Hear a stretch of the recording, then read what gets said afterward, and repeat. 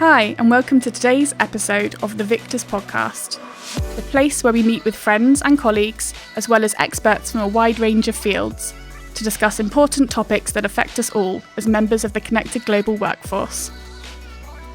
So, have you ever worried about the outcome of an exam you were taking? Have you ever considered taking illegal drugs to help you with that exam performance? What about prescription drugs?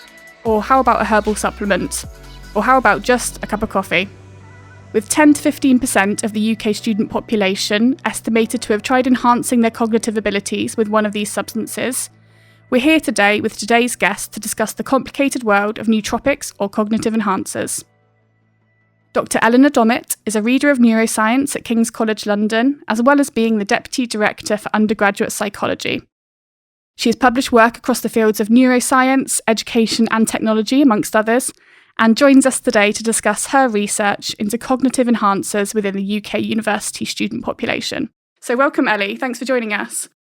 Thank you for having me. So just to clarify for the people that don't know, what exactly is a reader? That's a good question. It makes it sound like all I do is read, which would be lovely, but unfortunately that's not it. It's just an academic position just between senior lecturer and a professor. Quite a lot of the universities have now moved away from that terminology, but King's still has it. What was it first attracted you into neuroscience? Well, I actually started off studying psychology at university, and in one of my very early lectures in the first year, I was lectured by a neuroscience professor who asked a very provocative question, which was whether you would consider, as a female, whether you'd consider getting pregnant to have an abortion in order to use the fetal stem cells to save your father's life with Parkinson's disease. Oh, wow. That was a very provocative question, and that was it pretty much. After that, 20 years later, still interested in working in neuroscience. We're still contemplating that question. Yeah. So we're here today to talk about nootropics, or sort of the term cognitive enhancers. What are they? And are those two terms interchangeable, or is there a difference? They do tend to be used interchangeably with smart drugs as well as a kind of third alternative. There's actually a few different definitions of them. So you gave a list of examples of drugs at the start. So it could be illegal drugs, prescription drugs, or even caffeine or taurine, which of course we find in all the energy drinks. So they could be included in a very broad definition of cognitive enhancers. Most of the time in research, when we talk about them, what we're talking about is use of prescription drugs without a prescription. So when somebody who doesn't have an identified medical need to adjust their cognition takes a drug that is capable of doing that. So that's drugs like amphetamine or methylphenidate, which is better known as Ritalin, and modafinil. And those three drugs are prescribed for medical conditions. So we have ADHD, narcolepsy, but when they're used as cognitive enhancers or smart drugs, they're being used by people that don't have those conditions to try and reap some cognitive benefits. What kind of benefits do users reportedly see or actually see? Yeah, so that's a really interesting question, because actually there's hardly any decent research out there objectively looking at the effects of these drugs in healthy people. We know what their effects are in the clinical populations the drugs are intended to be used in, so for example people with ADHD. But anecdotally, people report better focus and being able to combat tiredness, and so to concentrate for longer periods of time than they might otherwise be able to do. So most of the terms that people use, they talk about focus, they talk about concentration, they talk about attention. Of course, they're actually all the same thing. When you get past the variation in wording, it's all about allowing people to sustain their attention for longer. But as I said, at this stage, it's largely anecdotal evidence, but that's the kind of thing that people report. And without going into too much of the scientific side, how do they generally work? What's the kind of mechanisms? So it does vary by the different drugs. So the ones we know the most about in terms of the mechanisms in the brain are the psychostimulant drugs, amphetamine and methylphenidate. And we know quite a lot about those because have a long history in medicine, and of course amphetamine is a recreational drug. And they work by increasing the amount of an available chemical within the brain called dopamine, and to a lesser extent a chemical called noradrenaline. And both of those are involved in our attention circuits and our motivation circuits within the brain. So by increasing the amount of those, we might expect to see an increase in goal-directed behavior, so trying to achieve a particular thing you've set yourself, whether that's writing an essay or going to the supermarket, whatever it is, it's a goal-directed behavior, and to try and improve attention. The most commonly used drug that we found in our research, which has been based obviously in the UK, and drug preferences will vary by location because of availability, is actually modafinil. Now, modafinil's been used as a prescribed drug for narcolepsy, the sleeping disorder, and its mechanisms are very, very complicated in the brain. So there's no single brain chemical that modafinil seems to act on. It acts on a range of different chemicals, so we don't fully understand how it works for that one. So you obviously mentioned your research there, so let's talk a little bit more about that. What kind of studies have you been doing around modafinil and other cognitive enhancers? So the main work that we've been doing is to try and understand what factors predict whether students in particular will take these drugs. There's all sorts of complications in that kind of research, because you can't just go up and ask somebody, go into the back of their seminar class or their practical and say, could you put your hands up if you're taking drugs? Because understandably, people would not be willing to do that. So we do a lot of work with anonymous surveys where students can answer questions without sharing any identifiable information. And in doing that, we've looked at the factors that predict attitudes towards smart drugs. And we know that if somebody has a positive attitude, they are more likely to translate that into an actual behavior of taking the drugs. We've established that the attitudes will predict their behaviors, and then we've started to look at what factors predict attitude. And we've looked at things like what they believe intelligence is. So there are different views of intelligence, whether it's something you have a fixed amount of or whether it's something you can grow. So we've looked at that.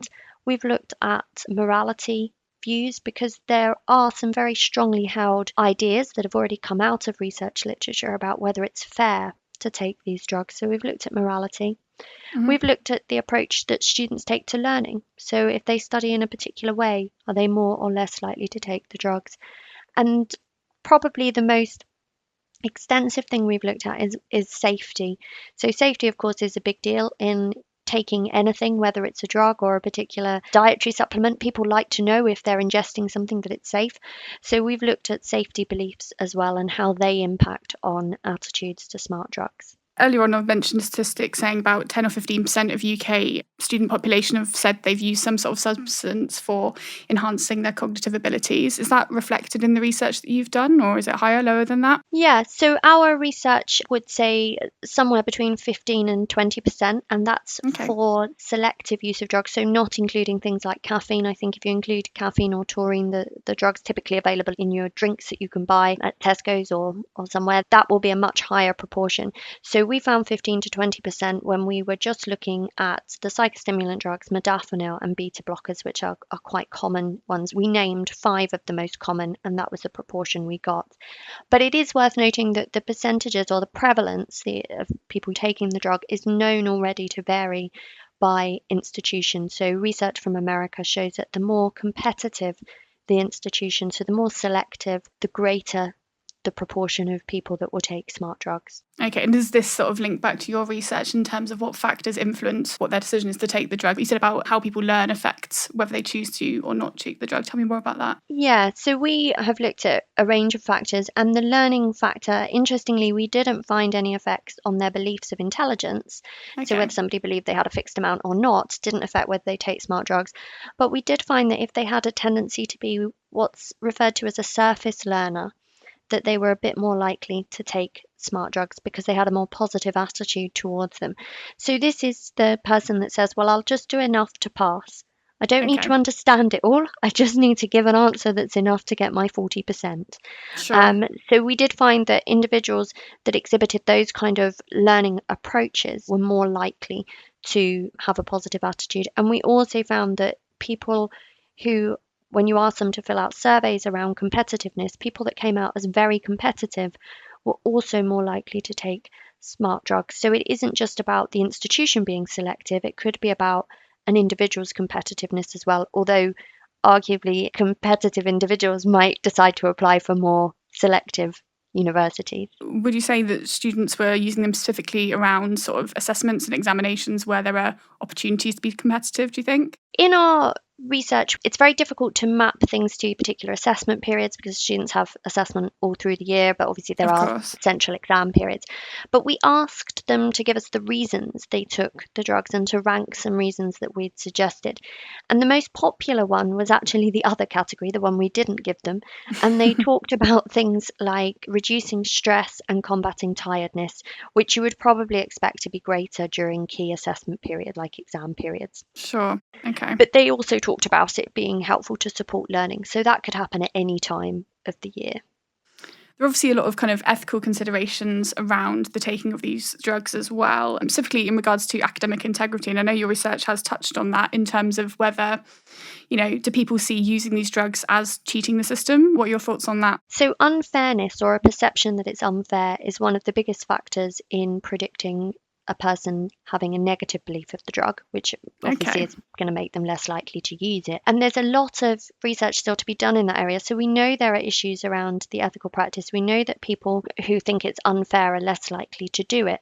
But at the moment, we haven't really, as a sector, so universities as a whole, education, hasn't really worked out how to deal with this issue. It's very difficult to put it into any kind of policy, especially as these drugs are, on the whole, drugs that somebody could be prescribed for a specific condition. So it's not like you could sort of say to people, well, if you have a diagnosed condition, go through that door to your exam hall and we won't drugs test you. But if you don't have a condition, go through that door and we'll drugs test you. So it's a bit of a complicated and muddy area, but certainly it does appear to be perceived as something that is unfair. So we would at some point want to think about whether it should be fitting into our policies around cheating that at the moment tend to focus on buying your essays online or copying your essay from a friend. You raised an interesting point there. Are there policies in line? I know in my research for this episode, I looked to several awarding organisations and universities, and, there aren't many published policies, especially around the use of study drugs. Is that your experience too? Yeah, I actually looked again recently and couldn't find anything that was specific enough for it to be implemented. I guess people sort of mention it and say that they shouldn't be used. There's no policies. It's not anywhere near on par with for example, the software tools that allow us to check an essay for matching to the internet, which, we have great ways of detecting potential academic conduct issues there, and smart drugs just don't register on that level in policy. Of course, and obviously the world circumstances over the last 18 months have changed the way that assessments and learning happens in general. Do you think that has an impact on the, people using study drugs or modafinil or, other examples? What are your thoughts around that?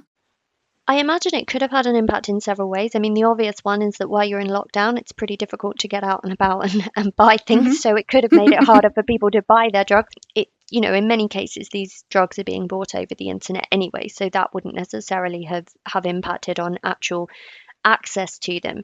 But of course, the situation that people found themselves in, we know that the students tell us that they take these drugs to combat stress. COVID has brought with it an immense amount of stress for students as they've had to change how they have studied, and in some cases have studied in isolation, either because they are actually having to isolate because of the pandemic, or just because they are stuck on their own in a house without anyone around them. So it's not quite the same sort of isolation, but they've studied alone, and that could be very stressful for some students.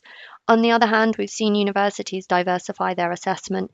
So instead of having to go at the end of your degree and spend 3 hours proving everything you know to get the grade that's going to determine whether you get on the master's or the graduate employment scheme you wanted, we're now seeing universities give 24-hour open book exams or coursework or other kind of things that could actually reduce stress. So as assessment changes, we may see a change in how much people want to take smart drugs because they just may not see the need with different types of assessment. Yeah, okay, that's a great point. So your most recent publication very much focuses on student attitudes towards safety. In my research for this episode, I could see there were no reported deaths from modafinil that I could find in terms of media, but there is a lot of anecdotal evidence about people having bad experiences and side effects. What kind of side effects can these drugs cause? I think it's important to say that all drugs, of course, can cause side effects, and we've learned that a lot in the last sort of year and a half, really looking at considerations around vaccines and treatments, and they can all cause side effects. The effects that modafinil can have vary from relatively mild sort of side effects that you might expect. So upset stomach or feeling a bit nauseous, to more severe side effects, which you don't see, as you said, you don't see reports of death from modafinil, and that's just simply because these drugs, or the doses that people will take either as a prescribed medication or as a smart drug, aren't going to be particularly high. It is a safe drug in the sense that it's been deemed appropriate for prescribing. So I think you've got a range of side effects, as I said, from the very mild to slightly more severe. And the key thing, of course, is not necessarily just the mildness or the severity, but the frequency with which they occur, because something like diarrhea is a mild side effect. If it were to continue for a long period of time, it could actually create some quite difficult medical complications if you've lost a lot of fluids. But Yes. some of the more severe ones, like mood changes and high blood pressure, if untreated, could again be very challenging. But the fact that they can be treated, or at least if you're seeing a doctor, and that's one of the big issues around smart drugs, they would be able to advise you appropriately and potentially change medication. Of course, the key issue is that when you're buying a drug on the internet, you're not necessarily getting Yeah. your patient information leaflet, and you're not getting supervision from a medical practitioner. Yeah, I read an article recently about a student from a London university who sourced their drugs from India, and exactly as you said, it says modafinil on the packet, but there's no way of assuring that that's exactly what you're getting inside. And I think in this case, end up being laced with something called PMA, which is an MDMA substitute, which obviously had wildly different effects than the intended effects of modafinil. Like I said, lots of dangers around buying drugs off the internet, buying drugs off people you don't know, using drugs off prescription uses, that kind of thing. In your research, what was the student approach to safety? What differences did you see between the different kind of users versus non-users? Well, actually, interestingly, there were pretty much no differences, and yet Okay. users felt the drugs were safer. So we focused that particular study on safety around modafinil because that was the most commonly used one in our Right. previous work. And what we wanted to look at was a couple of things. We wanted to look at where people sourced their safety information. Are they using social media? Are they going online and looking at the NICE guidelines? Are they using medical journals? Asking their friend, what kind of things. So we asked them what sources they were using, and then we did a quiz effectively on the known side effects of modafinil and asked people to comment if they were true or false and estimate the prevalence of the side effects, so how common they were. Right. We found that non-users and users had no difference in the sources they were consulting, both the number of sources and what sources they were using. Most typically were not using, which I think surprised us, but I would consider it a positive thing. They weren't using social media as a source of information. They seemed to be using sources they perceived as more reliable, and I would probably agree with most of their ratings on reliability. So we asked them to rate the reliability of the sources they used as well. So users and non-users don't use different sources of information. They don't use a different number of sources. So they were all typically looking at more than one source of information, which is good.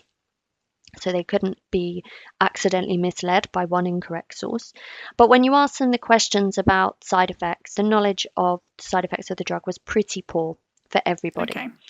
So it doesn't seem that users have some extra insight over non-users that can prove the drug is safe, or the flip side of that non-users have extra insight that it's very unsafe. Although safety beliefs separate the two groups, there doesn't seem to be any basis for those different beliefs in actual safety knowledge. Okay, that's interesting. So you're kind of in quite an interesting perspective of this, because obviously you're a researcher that looks into use within the student population, but you are also, a deputy director for undergraduate psychology at King's College London. So you're kind of seeing this from, both sides of the coin in terms of researcher and also, someone that works day to day with students. Is it something anecdotally that you are aware of in the student population, not just at King's College London, but, in the wider university population? I think in the sense that our research has obviously been done, so some of it has extended beyond King's, but most of it's been within King's, and the fact that we can report students taking it, Yeah. absolutely, we know it's happening.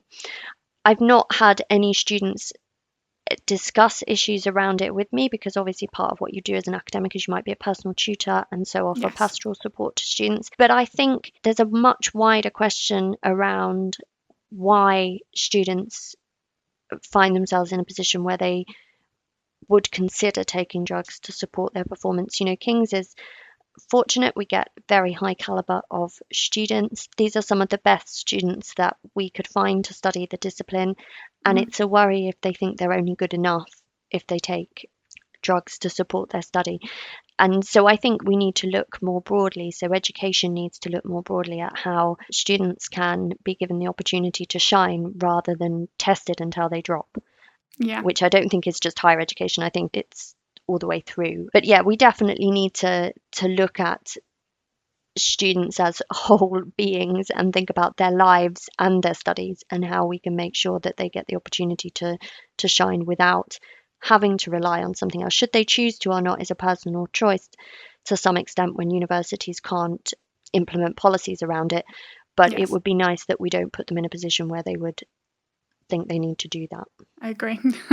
And obviously, we're talking about your research focuses on the student population, but I imagine this problem or this thing is more widespread than that. Do you know much about that? Is there much research in use outside of universities, for example? So there's not a huge amount outside of universities, but there is some research outside of the student population in universities. Oh, okay, interesting. Yeah, this raises an interesting issue around, can we put a policy saying to students you can't take these drugs if there is evidence that staff members are also taking them? So some work done by Barbara Sahakian and colleagues based at Cambridge some time ago, again using sort of survey responses to allow people to reply as honestly as possible, did find that faculty, so people in academic positions, were taking these drugs. And there were a variety of reasons, just as there were for students. So some were taking them for sort of semi-legitimate reasons, like jet lag, because they were having to travel around a lot. And others were taking them to boost their productivity because they just felt they couldn't get everything done within sort of standard working hours or an extension of that. Even within that, Mhm. they couldn't get everything done. So we know that professionals are taking these drugs as well. Interestingly, some research done just last or published just last year looked at professional people's attitudes to students taking them. Okay. So this was effectively like the employer's attitudes, if you like. The kind of overriding results of that were that they didn't think it was fair and they didn't think it was ethical, which would suggest that within those professions, the overriding view was that it's not fair to take the drugs. So you'd expect those professionals to abide by that. But of course, just because that's the overriding view doesn't mean it's the view of everybody. Yes, and I'm sure some employers wouldn't be quite as ethical as that and just want to get the most out of their employees, regardless of whether they're enhancing ability to work 12 hours or 18 hours. Yeah, exactly. And of course, wherever there is competition in the workplace, competition for a promotion or something like that, you can see how some employees might think, okay, I would consider taking these drugs, even though ordinarily I don't think it's fair. So the reason the student population has got so much attention is because of the nature of these, that these are people that are studying, and the drugs are meant to sort of enhance your ability to do that. But there is some evidence it's happening more widely. I guess when it's happening in the workplace, if there's less, it's very rare in a workplace setting that you have an exam, for example, or you have to hand in an essay. But of course, you do have to give presentations and reports and run projects. So you could argue there are similarities, but I suspect that there's so much team working in most employment places that an individual taking a cognitive enhancer might not make as much difference as a student would perceive they could make to their own performance at university. I think I know the answer to this already, but I'm guessing would you say this is a well-researched field? Is it something that's in its infancy in terms of research? What are the next stages? What would you and you'd like to see other researchers kind of looking into around cognitive enhancers? Yeah, I think it's relatively in its infancy. We know, the research has shown very consistently the amount of people taking these drugs, the prevalence. Mhm. We've identified some factors that might make it a bit more likely. But because of the nature of the questions you're asking people, it's very difficult to get depth of information because you're nearly always in a situation where you're having to ask people to give you information anonymously. I'd like to see the research move to qualitative, where we could interview people who are taking smart drugs or who are not taking them, or look at some of the decision-making processes that they go through. Mhm. What would be really interesting is to look at how the smart drug use or just positive attitudes towards them is affected by changes in assessment policy. and changes in university policy. I think all of that would be very interesting. These are almost impossible experiments to design because you couldn't change the assessment for half of your class and know that half were going to take drugs beforehand and now aren't. It's almost impossible. But I think it's important that we start asking those questions or getting closer to them with some qualitative research where we can actually talk to the individuals. Yeah, and as you said, allow that to then go on to inform actual actionable policies for both academic institutions and beyond, I guess, because something we've both seen anecdotally is that there is not much of that around. Yeah, absolutely. It needs to be. And I think a lot of that policy won't actually need to be around smart drugs. I imagine a lot of it will be around looking at how we can give a student workload that is manageable, give an assessment structure that is diverse and doesn't put quite such a strain on students. And then I suspect the whole experience might become more enjoyable, and you will never wipe out use of cognitive enhancers if they're available, but I imagine it would reduce it considerably. So the policies may actually be around assessment and workload rather than academic conduct, cheating and drugs. Yeah, definitely, because, once they've made a policy for one thing, the students will always find another way to cheat the system, as it were. So, based on what you've heard today, would you consider using cognitive enhancers to boost your performance? Maybe next time you have an exam or a big deadline at work? Is this breaking the rules, or is it just using everything available to you? Is it cheating? We'd love to hear your thoughts, comments and questions on today's topic. So please find us on social media or leave us a comment wherever you're listening to the podcast. Once again, thank you to our guest today, Dr Eleanor Dommett from King's College London. And if you enjoyed today's episode, please consider leaving us a review and subscribing to make sure you don't miss out on the next episode of the VICTVS podcast.